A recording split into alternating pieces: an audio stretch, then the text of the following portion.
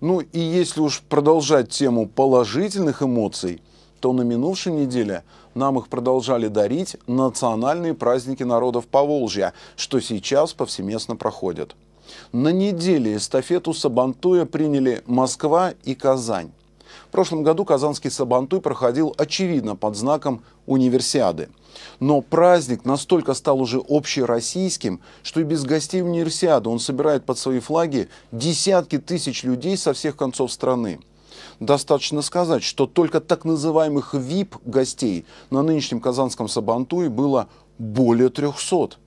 И все же главным героем казанского Сабантуя были, есть и будут казанцы. Но наш корреспондент Диана Богомолова не только погуляла на казанском Сабантуе, но и буквально накануне увидела всю красоту праздника мордовской культуры в Тетюшском районе. О красках праздников многоликой, но единой России в ее репортаже. Змей проклятый хочет погубить твое царство. Драконы, богатыри и мудрецы – мифологические персонажи мордовского эпоса, предстали перед гостями праздника. Они создали особый колорит и попытались показать красоту и щедрость Тетюшской земли. Здесь, на центральной площадке, в разгар открыли статую первого мордовского царя – Тюштяна. Зажгли родовую свечу – Штатол. Зажгись, родовая свеча, вера людей светла и горяча. В селе Кильдюшево звучат исключительно мордовские мотивы. Валдаш и Нясь праздновали здесь и раньше. Редко.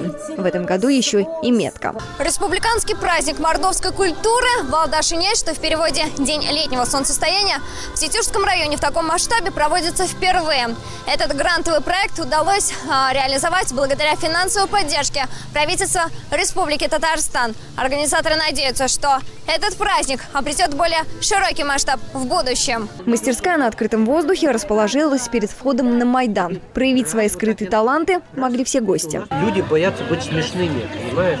А тут самое главное, не бояться быть смешными. Потому что не получилось, сломал, еще попробовал. Рукоделие на любой вкус и форму. Лепка из глины. Никогда я не делаю, вдруг получилось что-то. Образ какой-то получился. Домовой. Тем более мне нравятся домовые. Я про них очень много читала. Или шитье оберегов. На память себе, на память. Буду смотреть, как я это делала. На празднике Валдаш и Нясь царила пестрота национальных красок. Колорит мордовской культуры буквально на каждом шагу. Словно местная достопримечательность а-ля бурановские бабушки. Кильдюшевские бабушки. Свои 75 они поют в 3 голоса, без фальши.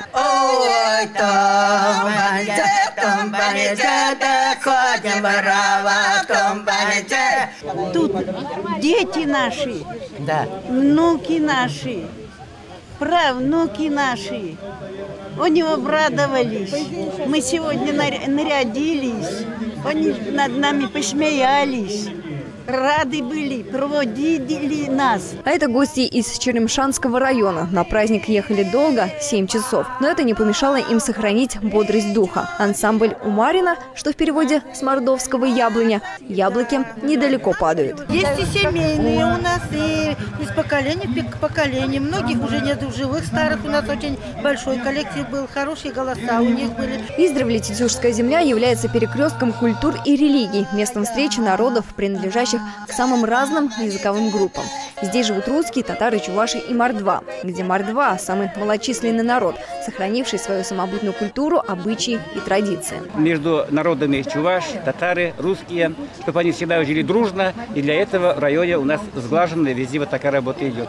Единению, дружбы. Конечно же, такие старинные народы, как мордовский народ, чувашский, татарский, русский, они издавна здесь были в соседях, жили здесь, дружили. В первую очередь нужно проводить для молодежи. Дело в том, что это уникально, это мордовский праздник. Мы показываем молодежи, как наши предки жили. Мордовский праздник Валдаш и Нясь по своему размаху можно считать младенцем. А вот татарский праздник Сабантуй – аксакалом. Праздник своими корнями уходит глубоко в историю. Накануне в столице республики гремел свой национальный праздник.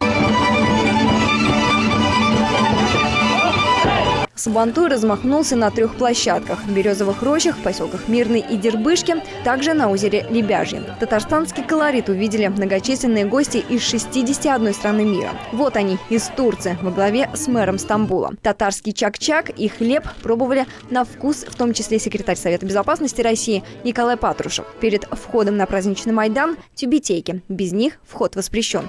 Ценные презенты гостям – кукмарские валенки, шаль пуховая.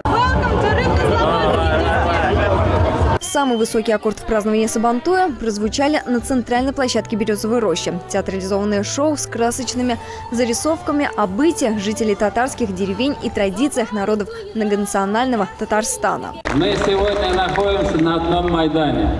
Вот какой должен быть Майдан. Это спорт.